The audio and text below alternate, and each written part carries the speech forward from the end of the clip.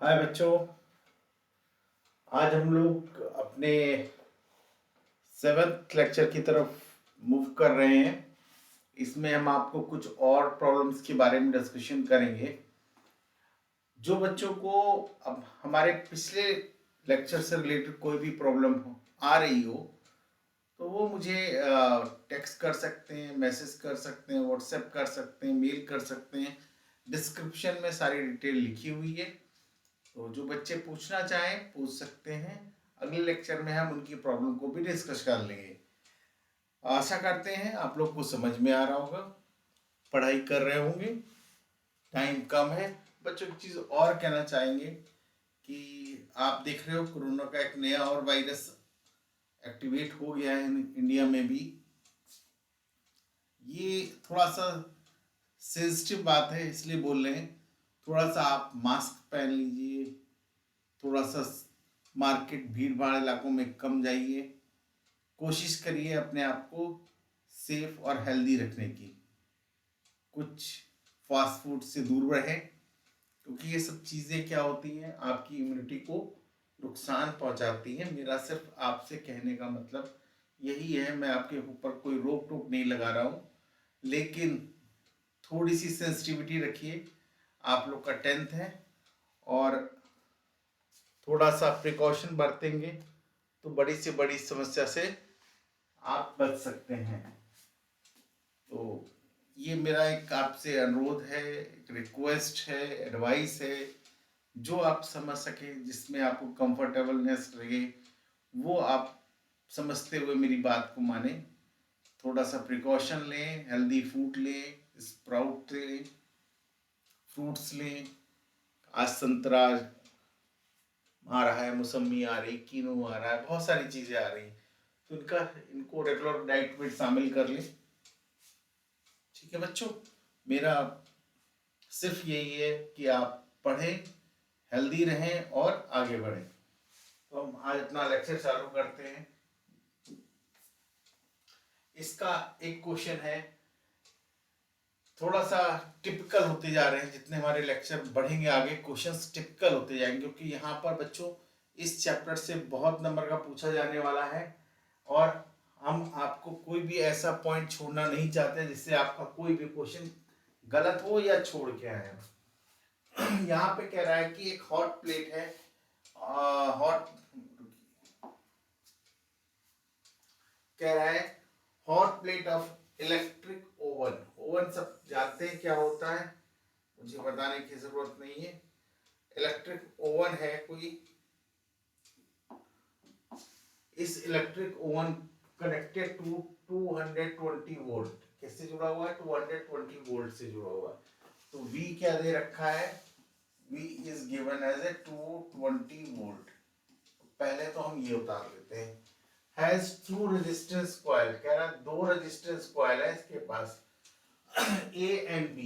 इसके पास दो कॉइल हैं, सपोज A है और ये एक B है, और दोनों का रेजिस्टेंस ईच ऑफ 24 ओम। मतलब दोनों के रेजिस्टेंस कितने हैं आपके? R1 भी 24 है और R2 भी 24 ओम है बच्चों।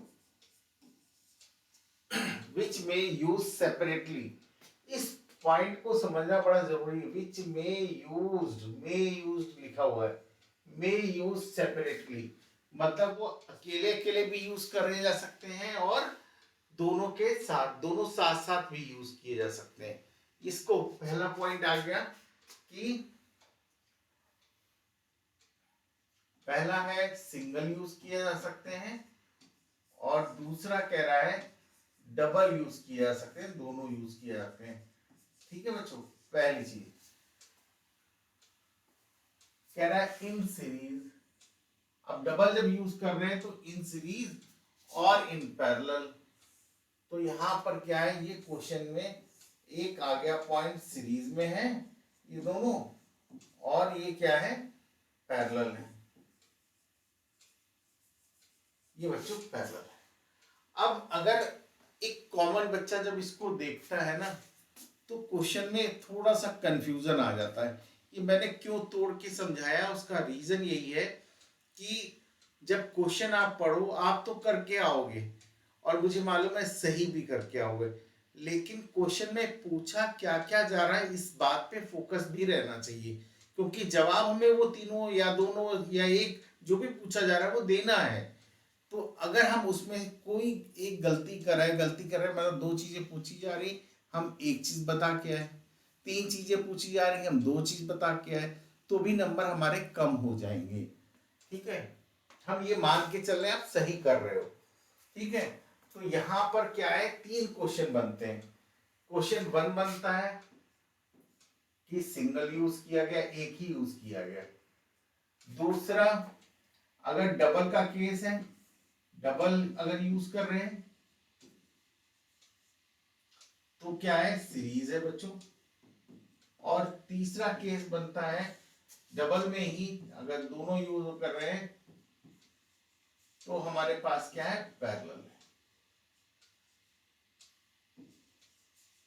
पैरेलल, ये तीनों केस बन रहे हैं हमारे पास। तो जनरली जो बच्चे करके आते, गलती जो हुई है मैं उनकी बात कर रहा हूं। मैं आप लोग क्या किए है मुझे नहीं मालूम, अभी आपने क्वेश्चन किया है या नहीं किया है, लेकिन जो बच्चे करके आते हैं वो ये वाला पार्ट भूल जाते हैं, क्योंकि यहाँ पे लिखा हुआ है क्या, मे यूज सेपरेटली, वर्ड यूज कर रहा है मे यूज सेपरेटली, मतलब जरूरी नहीं दोनों कॉइल के साथ ओवन यूज किया जाए, एक सिंगल कॉइल के साथ भी ओवन ऑपरेट किया जा सकता है। तो ये चीज बोल रहा है। फिर कह रहा है कि दोनों, तो दोनों के केस में उनको सीरीज या पैरेलल ये कंडीशन बन रही है। तो कह रहा है what are the current cases in three case, देखिए लिखा है ना थ्री केस, तो ये पॉइंट डिक्लेयर कर रहा है कि केस कितने बन रहे हैं, थ्री केस बन रहे हैं। तो हमें तीनों केस में चाहिए। तो पहला क्या है, करंट ओवन की बात करते हैं, तो पहले वाले केस के लिए क्या होगा, V इक्वल टू 220 वोल्ट रहेगा। और अगर हम R यूज कर रहे हैं तो कितना होगा, सिंगल यूज कर रहे हैं तो ये हो जाएगा, तो I इक्वल टू क्या होगा, V upon R 220 volt upon 24 volt, ये आ गया हमारे पास। तो कैलकुलेटर कहाँ गया, तो हम इसको काट सकते हैं, 11/12 और ये आ जाएगा 12 नहीं है 108, 12 एकम 12, 12 छिंग 72, ये इतने एम्पियर करंट, लगभग 9.16 एम्पियर करंट लगभग आएगी, कैलकुलेशन कर लीजिएगा। 12 नहीं है 108, 12 एकम 12 और 8 बचा, 12 छिंग 72, ये 6 है, 12 छिंग 72, या इसको कह सकते हैं 9.17 एम्पियर अप्रोक्स, यहाँ पे हम लिख देंगे अप्रोक्स, ताकि वो टीचर हमारा काट ही ना पाए, ऐसा ब्रह्मास्त्र चला के जाएंगे कि टीचर काट ही ना पाए। अब आता है सीरीज में, सीरीज में V तो कितना रहेगा 220 वोल्ट ये रहेगा, R हो जाएगा सीरीज के केस में R1 प्लस R2, तो 24 प्लस 24 इक्वल टू कितना हो गया 48 ओम, ये रेजिस्टेंस हो गया। और फॉर्मूला फिर V equal to I R, I equal to V upon R, ये फॉर्मूला आपको ओम्स लॉ से आया है, यहाँ पे हम लिख देते हैं ओम्स लॉ, यहाँ पे भी लिख देते हैं ओम्स लॉ, जिस लॉ को यूज कर रहे हैं वो लिख दिया। तो यहाँ पे आ गया 220/48, इसको सॉल्व कर लीजिए। इसी तरह जब पैरेलल की बात करेंगे तो बच्चों क्या हो जाएगा, यहाँ पर पैरेलल के केस में अगर हम बात करेंगे तो V कितना रहेगा 220 वोल्ट ही रहेगा, R पैरेलल निकालेंगे तो क्या हो जाएगा, how much it is 1/24 plus 1/24, LCM 24 आ गया, 1 प्लस 1 आ गया, it becomes 2/24 और 1/RP is equal to 12 ओम। ये हमारा रेजिस्टेंस है। अगर हम कॉइल को पैरेलल में यूज करेंगे तो हमारे पास ये रिजल्ट आएगा। तो यहाँ पे हम फिर ओम्स लॉ यूज कर लेंगे। ओम्स लॉ बच्चों, तो क्या होगा, I is equal to V/R, ये हो गया 220 वोल्ट अपॉन कितना हो गया 12। तो ये हमारे पास का आ जाएगा,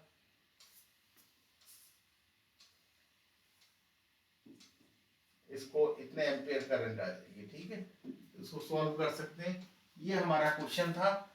इस क्वेश्चन को हमने 3 आंसर पूछे गए थे, हमने तीनों करंट यहाँ पर निकाल दी। ठीक है, यूनिट जरूर लिखिएगा बच्चों, यूनिट नहीं लिखेंगे तो क्वेश्चन में मार्क्स कट जाते हैं। ठीक है, तो हम लोग अब आगे देखते हैं। देखिए, ये सिंगल है, इस तरह से लगी हुई है। ये डबल है, सीरीज में है। और ये क्या है, नेक्स्ट वाली है, हमने पैरेलल में इसको कंबाइन कर दी। तो 3 केस जो मैंने आपको बताया, वो ये 3 केस ये आपके पास सामने दिख रहे हैं। इसमें हमें एम्पियर में क्या रीडिंग होगी, एम्पियर में एमीटर में क्या रीडिंग होगी, ये हमको बतानी है। तो हम इन केसेस को आगे करते हैं। I1, I2, I3 निकालना है। हम इसके बारे में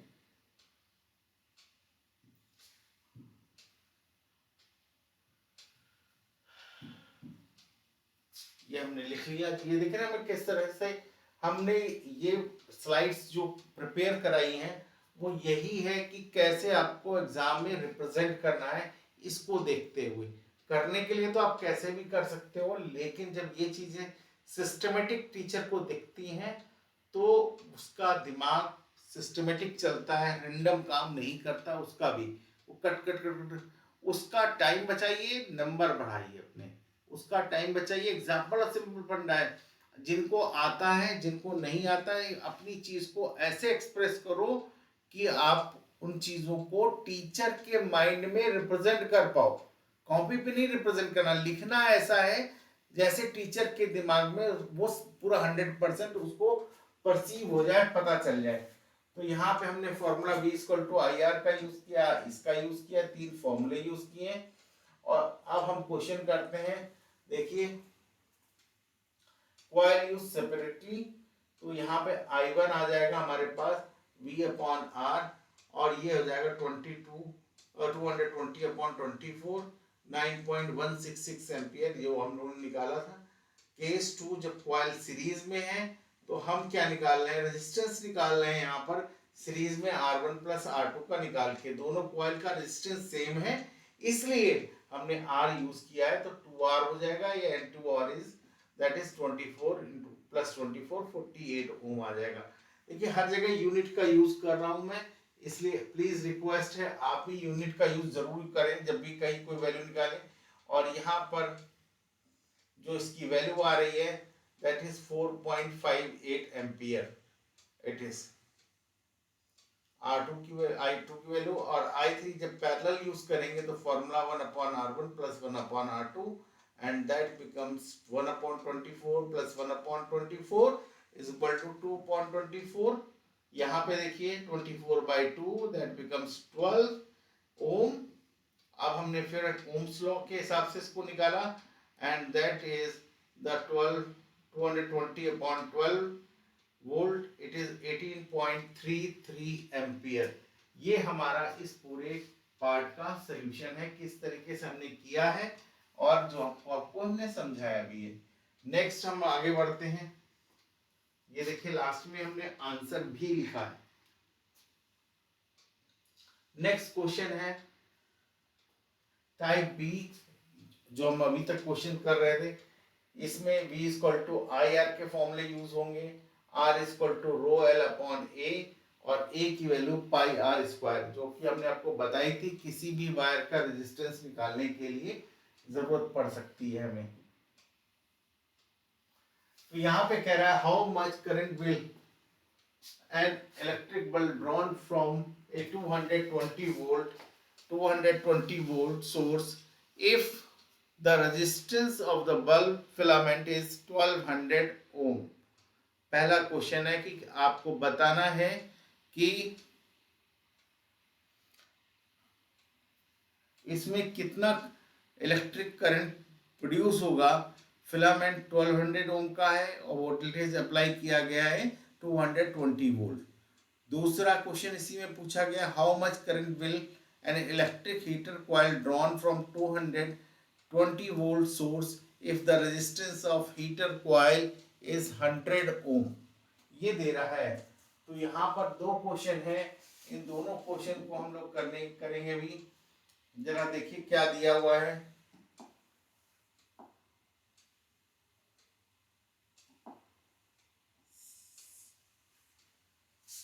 पहला ए है, ए कह रहा है कि current, how much current find out, क्या करना है, करंट फाइंड आउट करनी बच्चों, क्या है करंट। दूसरी चीज V दे रहा है बच्चों कितना, 220 वोल्ट। इसके बाद रेजिस्टेंस दे रहा है 1200 ओम। बच्चों साफ दिखाई दे रहा है, V equal to I R का फॉर्मूला है आपके पास। V equal to I R का फॉर्मूला है। I आपको निकालना है, तो I equal to V upon R, that is 220 upon 1200। ये आ गया और यही होगा आपका आंसर। ये ए वाला पार्ट हो गया। इसी तरह हम जब बी वाले पार्ट पे चलेंगे तो क्या कह रहा है, फिर से वही बोल रहा है बेटा कि कितना है 220 वोल्ट, वी कितना है 220 वोल्ट, आर कितना है 100 ओम। क्या निकालना है, आई निकालना है। V equal to I into R और I equal to V upon R. तो यहाँ पे V हो गया 220, R हो गया 100 और यहाँ से आ गए 2.2 एम्पियर करंट। ये आंसर आ जाएगा, इतने एम्पियर की करंट आपके पास आ जाएगी। तो बड़ा सिंपल क्वेश्चन था, फॉर्मूला बेस्ड था, तो हम आसानी से इसको निकाल पाए। देखिए फर्स्ट सर्किट दिया हुआ है 1200 ओम, आई की वैल्यू निकालनी, वी दिया हुआ है, तो हमने क्या निकाल लिया, सेकेंड सर्किट 100 ओम, I2 की वैल्यू 220 वोल्ट। अब हम अलग अलग निकालेंगे।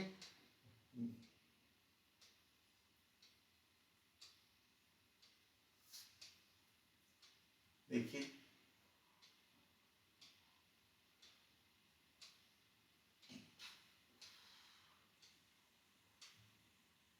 1200 ओम रख दिया, इसलिए I1 की वैल्यू क्या होगी 220 अपॉन 1200। इसको हमने सॉल्व कर लिया एंड इट बिकम्स दिस। तो यहाँ पर आ गया, ये आ गया 0.18 एम्पियर, इतनी करंट फ्लो करा रहा होगा। नेक्स्ट पार्ट दूसरा हमको निकालना था, ये वाला सर्किट है, इसमें V2 equal to I2 into RT कर लिया। यहाँ पे 220 वोल्ट I2 में निकालना है, R2 की वैल्यू 100 ओम है, I2 की वैल्यू निकालते हैं 220 upon 100, that becomes 2.2 ampere. Right बच्चों, इस तरीके से ये क्वेश्चन सॉल्व हो जाता। ठीक है, समझ में आ गया होगा आप लोगों को। The potential difference between the terminals of electric heater is 60 volt. यहाँ पे करंट ड्रॉन 4 एम्पियर। जरा देखिएगा पोटेंशियल डिफरेंस कितना दे रहा है, वर्ड यूज कर रहा है, the potential difference between the terminals of the electric heater is 60 volt. तो इसका मतलब गिवन क्या है, V इक्वल टू 60 वोल्ट। दूसरा दे रहा है how much current is, there is 4 ampere current, I equal to कितना हो गया बच्चों 4 एम्पियर। फिर from the source what current will be the heater drawn if the potential difference increase to 120, कह रहा है कि अगर ये V1 था, ये I1 था, अब हम क्या करते हैं V2 कितना कर दें 120 वोल्ट कर दें, तो हमें बताइए करंट कितनी होगी, ये करंट कितनी होगी। तो बच्चों ध्यान रखो, R क्या है, कांस्टेंट है, R क्या है, कांस्टेंट है। तो हमने क्या पढ़ा था, ओम्स लॉ क्या कहता है, ओम्स लॉ क्या कहता है, V upon I equal to constant था, तो हम क्या कर सकते हैं V1 upon I1 equal to V2 upon I2, क्योंकि यहाँ पर हम वो इक्विपमेंट नहीं चेंज कर रहे हैं जिसमें हम पोटेंशियल डिफरेंस को बढ़ा घटा रहे हैं। ध्यान रखिए, हम वो इक्विपमेंट नहीं चेंज कर रहे हैं, उसमें कोई फिजिकल चेंज नहीं कर रहे हैं, हम उसमें सिर्फ क्या कर रहे हैं, पोटेंशियल डिफरेंस को बढ़ा घटा रहे हैं। तो आपको याद होगा हमने एक्सपेरिमेंट बताया था कि ओम्स लॉ ने किस ओम्स ने किस तरीके से मल्टीपल एक्सपेरिमेंट करके इस कांस्टेंट को फाइंड आउट किया था। तो हम उसी के हम ओम्स बन जाते हैं थोड़ी देर के लिए, हम ये लगा लेते हैं। तो यहां पर क्या होगा 60 upon 4 is equal to 120 upon I2।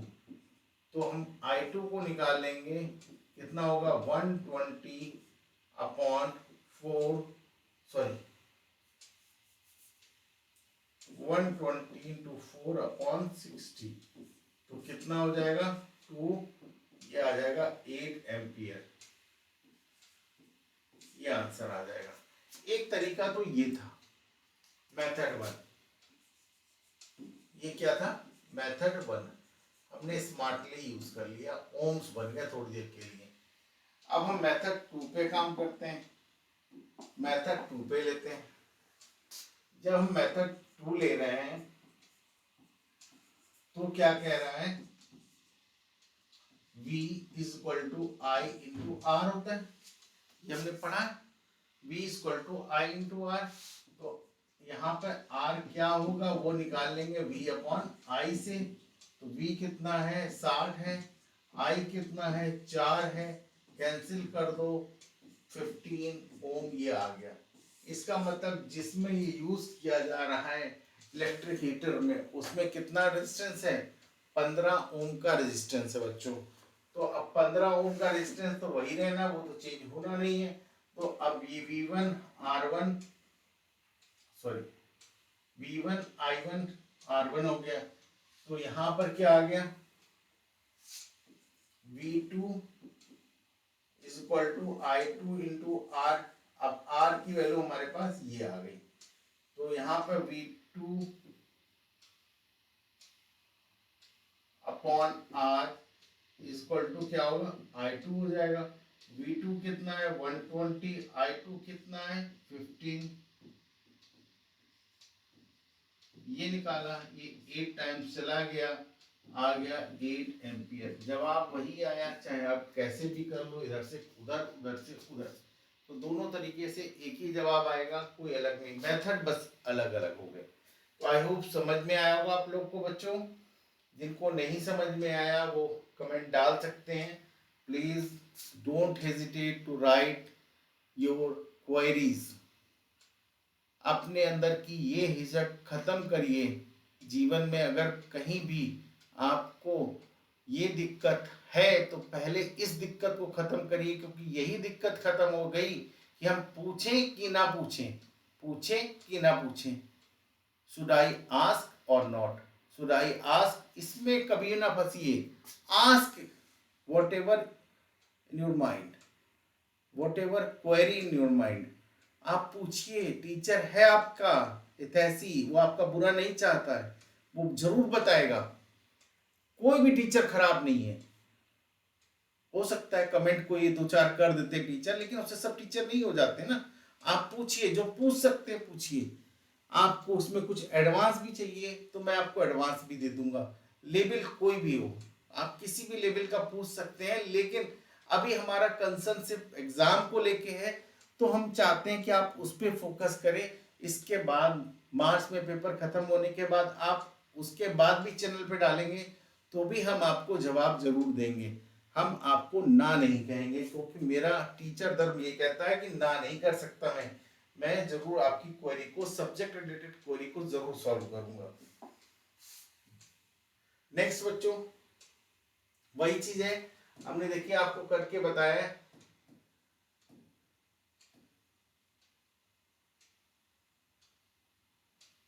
V equal to I R formula use किया गया है, यहाँ पर V अपॉन आई किया गया, R की वैल्यू हमने निकाल ली 15 और इस R की वैल्यू को हमने V को बढ़ाया है, तो यहाँ पर क्या हो गया देखिए 120/15 दैट बिकम्स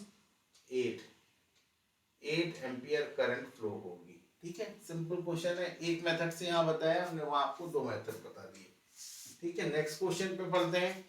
कहता है resistance of the metal wire length 1 metre is 26 ohm at 20 degree centigrade. The diameter of the wire is 0.3 millimetre. mm का मतलब मिलीमीटर, cm का मतलब सेंटीमीटर, ध्यान रखिएगा, और dm का मतलब डेसीमीटर होता है, और कैपिटल DM का मतलब होता है डेकामीटर। ध्यान रखिएगा, यहाँ पे कंफ्यूजन हो जाता है बच्चों को, ध्यान रखिए। मैं यूनिट्स के बारे में थोड़ा सा डिस्क्राइब कर दूं कि कंफ्यूज ना होइए, क्योंकि कंफ्यूजन आत्महत्या होती है। जब आप mm लिखते हैं तो ये होता है मिलीमीटर। क्या होता है? मिलीमीटर। और आप अगर CM लिखते हैं, चीफ मिनिस्टर नहीं होता है, सेंटीमीटर होता है, सेंटीमीटर होता है बच्चों। आप स्मॉल DM लिखते हैं तो डेसीमीटर होता है, डेसीमीटर होता है। ये कंफ्यूजन हो जाता है, कभी कभी एग्जामिनर इस तरह के फालतू की चीजें चेंज कर देते हैं आपके माइंड को चेक करने के लिए। इसी तरह अगर हम DM लिखते हैं तो ये कितना होता है? डेकामीटर होता है। ये क्या होता है? डेकामीटर। और HM क्या होता है? हेक्टोमीटर, हेक्टोमीटर, ध्यान रखिए। मिलीमीटर क्या होता है? 1/1000 टाइम्स ऑफ मीटर। सेंटीमीटर क्या होता है? 1/100 ऑफ मीटर। ये क्या होता है? 1/10 ऑफ मीटर।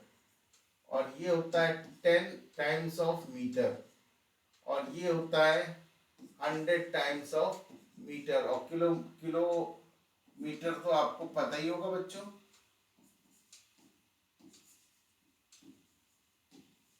ये आपने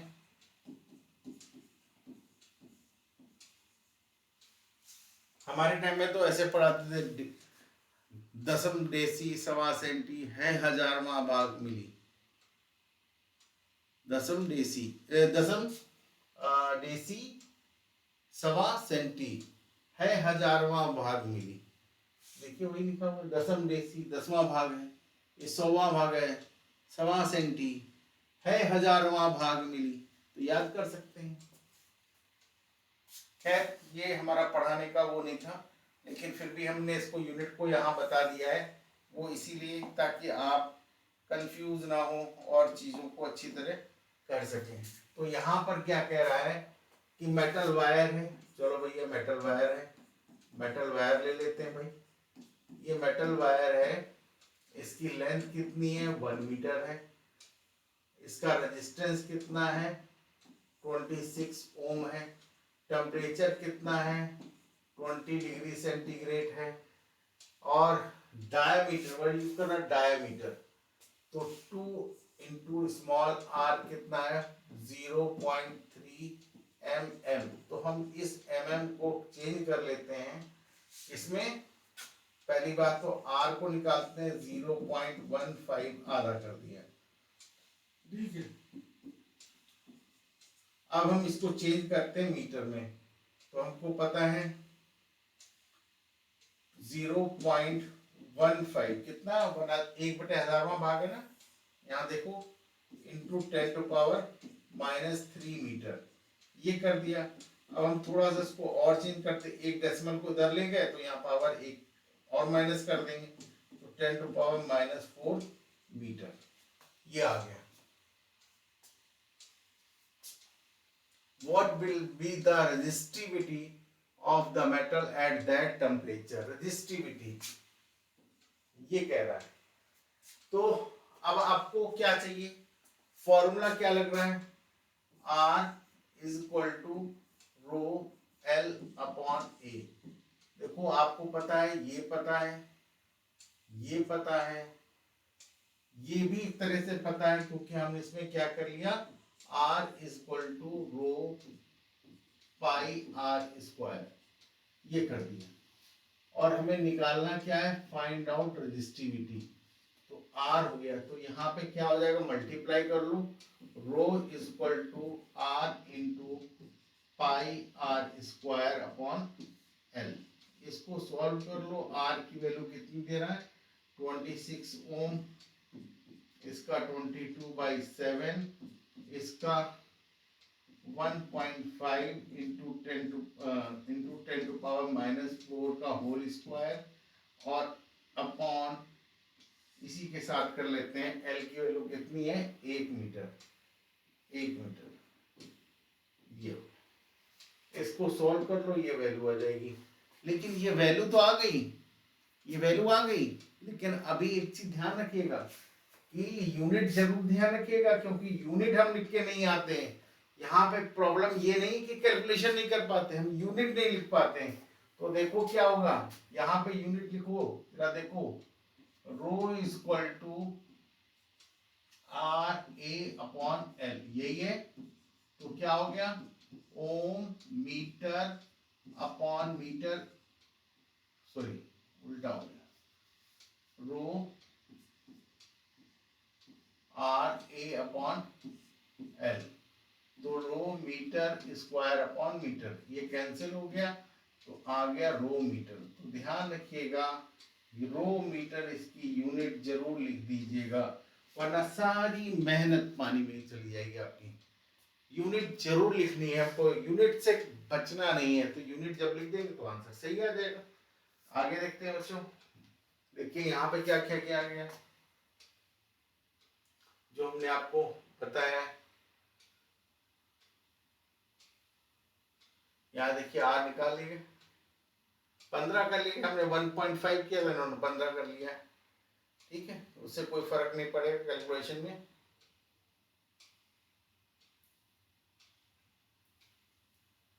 ये इतना रेजिस्टेंस आ गया, हमने 22/7 लिया हुआ, यहाँ पे पाई की वैल्यू 3.14 ले ली, आप दोनों ले लीजिए, कोई दिक्कत नहीं है। ठीक है बच्चों, नेक्स्ट क्वेश्चन की तरफ बढ़ते हैं।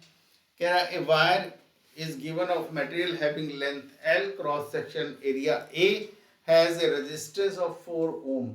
What would be the resistance of another wire of same material, length L/2 and cross section area is 2A? मतलब क्या किया, उल्टा कर दिए।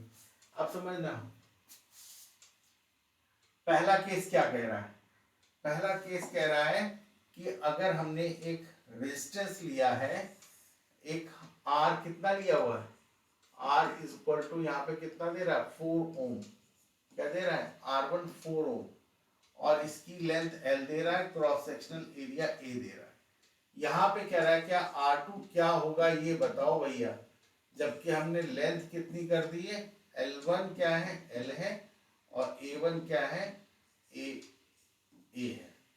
यहाँ पे L2 क्या हो गया, L/2 हो गया, और A क्या हो गया, A2 क्या हो गया, अपने पास 2A हो गया।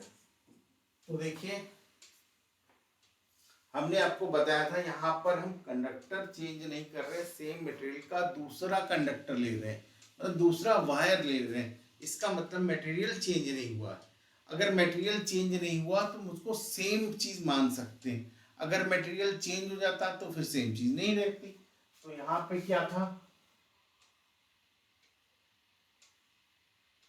तो क्या चीज कांस्टेंट रहेगी, इसका मतलब इसका भी रो कांस्टेंट है और इसका भी रो, ये दोनों इक्वल है ना, ये R1 R2 क्या है, material not change, material not change,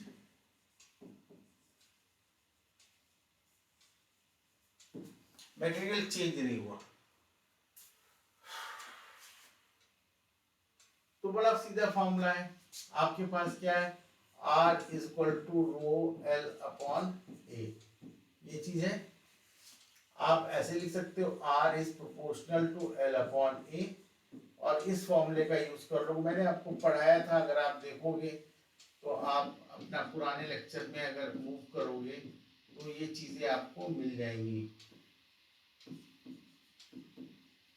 ये यहाँ चला जाएगा और ये यहाँ चला जाएगा, तो ये बन जाएगा L1 A2 upon L2 A1।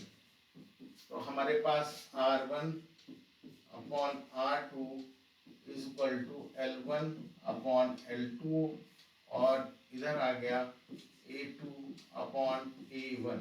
ये चीज आ गई बच्चों, क्लियर। अब हम यहाँ पे वैल्यूज रख दे, क्या है, R1 कितना है बेटा, 4 है, R2 हमें निकालना है, L1 क्या है, L है, L2 क्या है, L/2 है, A1 A2 क्या है, 2A है, और 2 ओम है, और ये क्या है, ये 2A हो गया, ये A हो गया, तो A से A कैंसिल हो गया, L से L कैंसिल हो गई, ये चीज ऊपर चली गई, तो आ गया 2 इंटू 2, कितना आ गया, 4।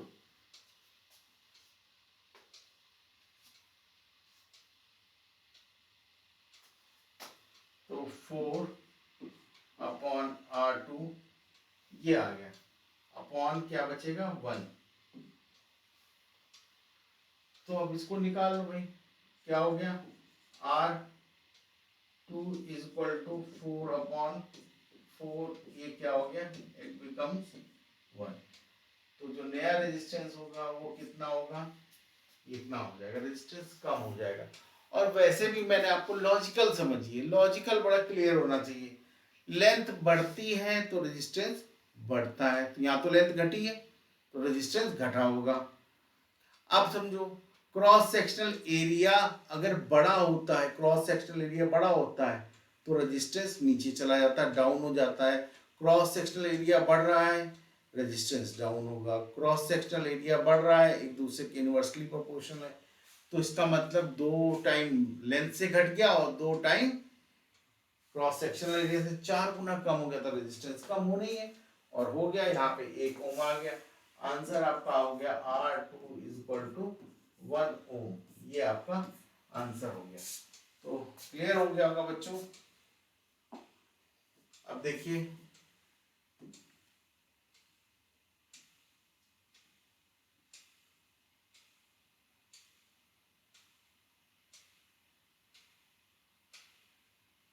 एक ओम आ गया, देखिए जवाब वही है, सेम वही, ठीक है। नेक्स्ट क्वेश्चन आता है, कह रहा है when 12 volt battery is connected across an unknown register where current is 2.5 milliampere in the circuit, find the value of resistance of the resistor। मतलब आपको कह रहा है कि एक 12 वोल्ट की बैटरी से एक अननोन रजिस्टर को हमने जोड़ दिया है और करंट उसमें जा रही 2.5 मिली एम्पियर। कितनी जा रही बच्चों, 2.5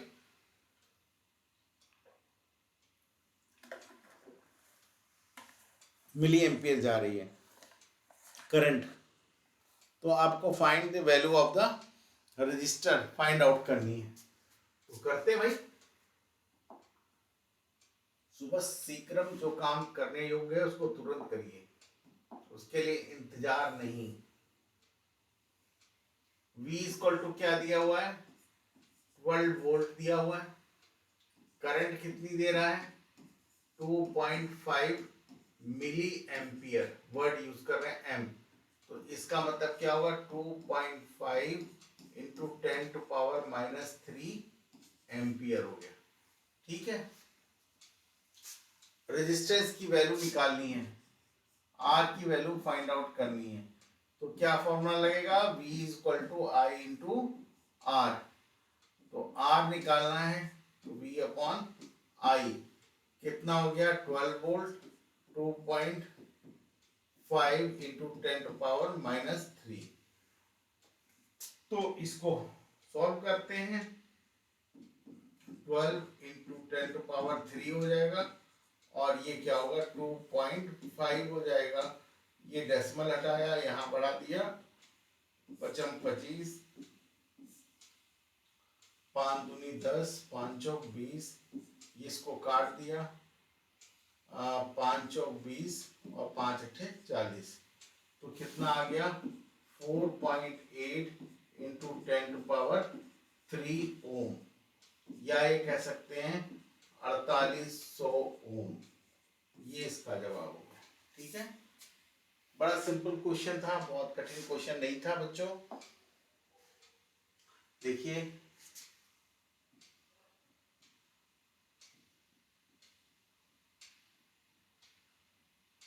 हम जो कर रहे हैं 4800। ठीक है, नेक्स्ट क्वेश्चन की तरफ बढ़ते हैं। Can let the resistance of an electrical component remains constant while the difference across the two ends of the component is decreased to half of the former value. What is the change in the current? क्या होगा current change क्या होगा? अब समझ लो यहाँ पे क्या है। फिर से बड़ा क्वेश्चन बड़ा टिपिकल है। क्वेश्चन में मतलब बहुत दम नहीं है, लेकिन अगर आपको कह लो क्लैरिटी ऑफ कॉन्सेप्ट नहीं होगा तो आप कर नहीं पाओगे। कह रहा है कि ये क्या है, इलेक्ट्रिकल कंपोनेंट है कोई, सपोज ये इलेक्ट्रिकल कंपोनेंट कोई लगा हुआ है, ये कोई लगा हुआ है। इलेक्ट्रिकल कंपोनेंट का मतलब रेजिस्टेंस लगा हुआ है, इसके बीच में क्या लगा था, वी पोटेंशियल डिफरेंस लगा था और उस वक्त इसमें करंट क्या जा रही थी, आई फ्लो हो रही थी। सपोज दैट फॉर एग्जांपल जो भी हो। अब क्या कह रहा है कि हमने इसके बीच में जो पोटेंशियल डिफरेंस लगा था बच्चों, इस पोटेंशियल डिफरेंस को हमने क्या कर दिया, आधा कर दिया, V/2 कर दिया। तो यहां पर करंट क्या होगी, यहां की करंट क्या होगी।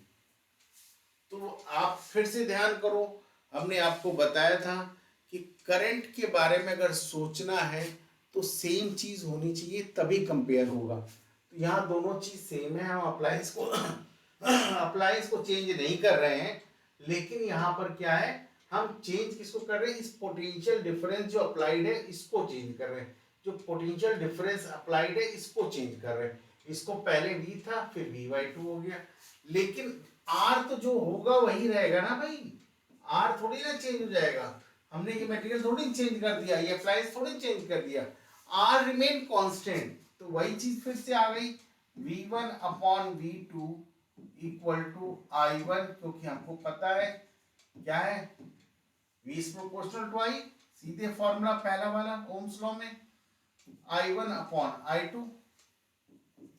तो यहाँ पर V था पोटेंशियल और यहाँ पे पोटेंशियल हो गया V/2। यहाँ I करंट थी, यहाँ I2 हमें निकालना है। तो V से V कैंसिल हो गया, ये 2 ऊपर चला गया बेटा, I2 is equal to I/2, मतलब करंट भी हाफ हो जाएगी। इसका क्या मतलब हुआ कि जो हमने ये चेंज इन पोटेंशियल किया है ये डायरेक्टली रिलेशन में है, तो हम देखते ही बता सकते थे कि इसमें I भी आधी हो जाएगी, जरूरत ही नहीं थी कोई कैलकुलेशन की। V आधा I आधी, V डबल I डबल, क्योंकि R सेम है। ठीक है, देखिए बच्चों,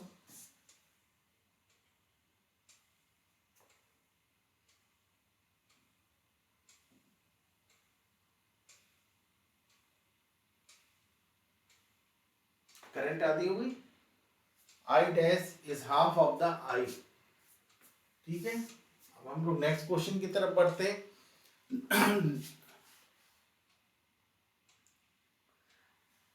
यहाँ पे पहला काम तो है dry schematic diagram of circuit consisting of a battery of 3 cells 2 volt each, दो वोल्ट की 3 वोल्ट को हमने जोड़ दिया, and A 5 ohm resistance, 8 ohm resistance and 12 ohm resistance, ये 3 रेजिस्टेंस जोड़ दिए हैं, एंड प्लग की, ऑल कनेक्टेड इन सीरीज। तो भैया इसमें क्या है दिक्कत, इसमें क्या है जरा समझो। पहला क्या है, 2 वोल्ट की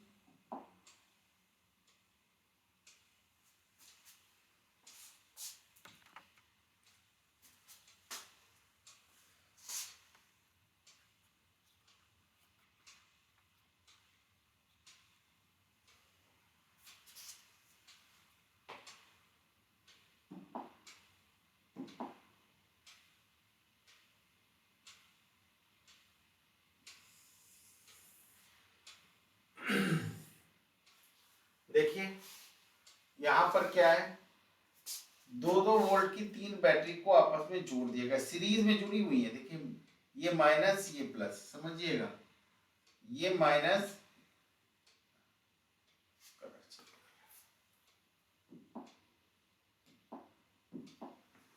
ये माइनस, ये प्लस, ये माइनस, ये प्लस, थोड़ा माइनस प्लस सीरीज है, और एक के बाद ये प्लस, ये माइनस, ये माइनस से इसका प्लस, ये माइनस, इसके बाद ये प्लस, ये माइनस, इसके बाद, तो इस तरह से ये जुड़ा हुआ है, ठीक है। तो सारे सीरीज में है, पहली बार जो कह रहा है कनेक्टेड इन सीरीज, तो हमने कनेक्टेड इन सीरीज किया हुआ है। तो ये डायग्राम इसका बन गया, कोई दिक्कत, यहाँ पे कोई 5 ओम दे रहा है, 8 ओम दे रहा है, 12 ओम, 5 ओम, 8 ओम, 12 ओम एक सीरीज में हमने जोड़ दिए। फिर कह रहा है redraw the above circuit putting ammeter to measure the current through the resistor and a voltmeter measure the potential difference across the 12 ohm resistor। तो यहाँ पे पोटेंशियल डिफरेंस नापना है, तो भैया लो ये नाप दिया, यहाँ पे हमने वोल्ट मीटर लगा दिया, पैरेलल में लगता है ना, तो पैरेलल में लगा दिया, ये नाराज क्यों हुई। अब आप चाहो तो यहाँ करंट लगा दो एम्पियर, लो यहाँ पे मीटर लग गया और यहाँ पे वोल्ट मीटर लग गया। तो ये डायग्राम का क्वेश्चन भी पूछा गया आपका, इसको ध्यान से समझ लीजिए, किस तरह से हमको सिस्टमेटिक अप्लाई करना होता है, वो चीजें हमने आपको सर्किट जब पढ़ाया था तब आपको हमने बताई। देखिए इन्होंने यहाँ पे लगा दिया, चाहे आप यहाँ लगा सकते थे चाहे यहाँ लगा सकते थे, तो दोनों सही है, कोई गलत नहीं है, ठीक है बच्चों।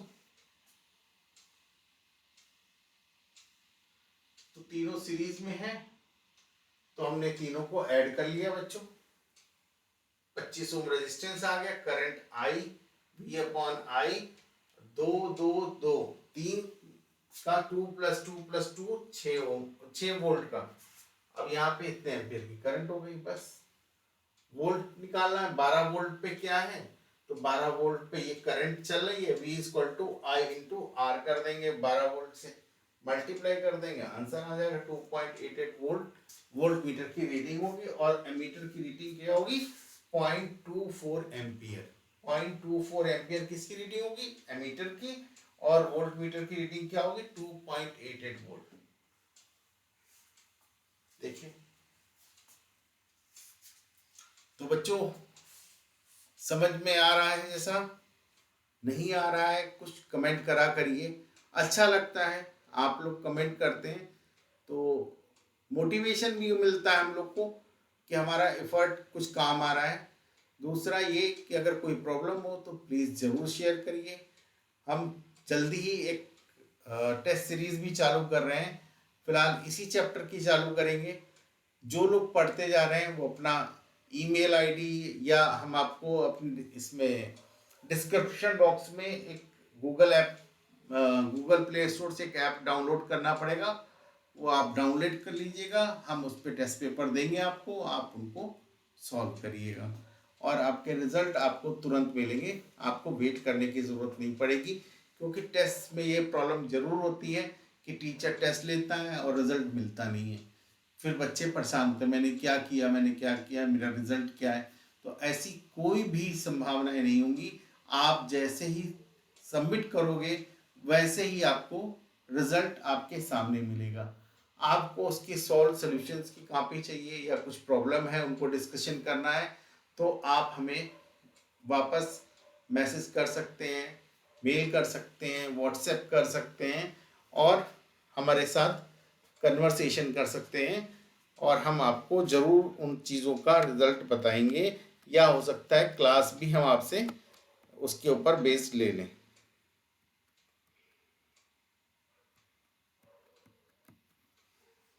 थैंक यू बच्चों, पढ़ते रहो, बढ़ते रहो। और रिक्वेस्ट जो करी थी आपसे कि सावधानी बरतें, कोरोना वायरस फिर से एक्टिव हो गया, उसका एक नया वर्जन, तो प्लीज़ अपनी हेल्थ का, अपने घर के बच्चों, अपने घर के लोगों की हेल्थ का ज़रूर ध्यान रखें, थोड़ा इम्यूनिटी पे ध्यान रखें और पढ़ाई करते रहें। Thank you very much.